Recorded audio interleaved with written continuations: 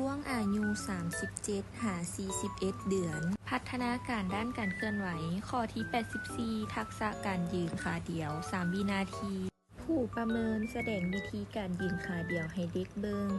แล้วบอกให้เด็กยืนขาเดียวให้ได้ดนที่สุดที่จะดนได้ ประเมิน 3 ครั้ง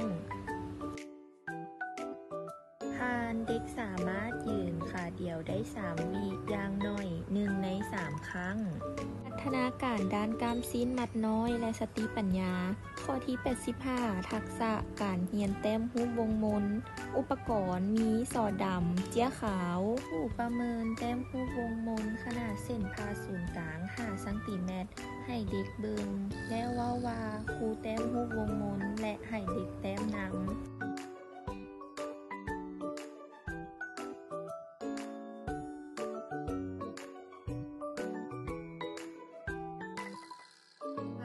เด็กสามารถแต้มรูปวงมนได้โดยบ่มีเหลี่ยมได้อย่างน้อย 1 ใน 3 ครั้ง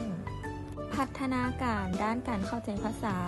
ข้อที่ 86 ทักษะเฮ็ดตามคำสั่งต่อเนื่องได้ 2 คำกับสิ่งของ 2 ชนิด อุปกรณ์เครื่องเล่นเช่นหวี ตุ๊กตา หมากบาน ผู้ประเมินวางวัตถุ 4 ชนิดไว้ทางหน้าของเด็กในระยะที่เด็กจับได้แล้วเว้ากับเด็ก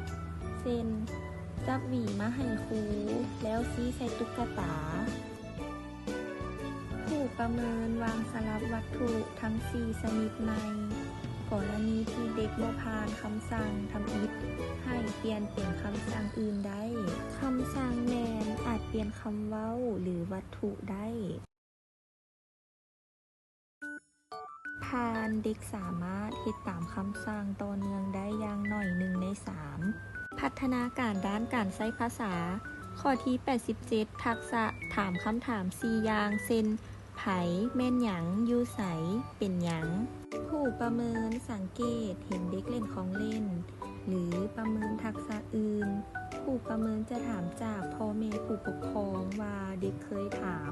คำถามไผ แม่นหยัง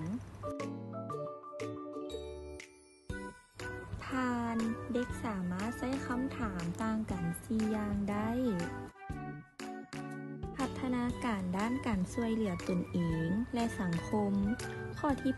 88 ทักษะเฮ็ดตามกฎระเบียบในการเล่นเป็นกลุ่มได้หรือบ่เช่นต่อก้อนไม้หรือสร้างเรือน ผู้ประเมินจะถามจากพ่อแม่ผู้ปกครองว่าเด็กสามารถเล่นเป็นกลุ่มได้หรือบ่ผ่านเด็กสามารถเล่นเป็นกลุ่มได้ตามกฎระเบียบ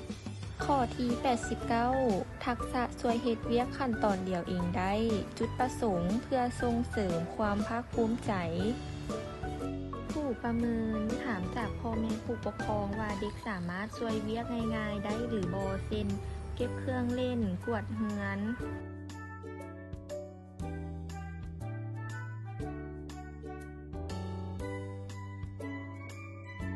ผ่านเด็กสามารถช่วยเฮ็ดเวียกขั้นตอนเดียวได้เอง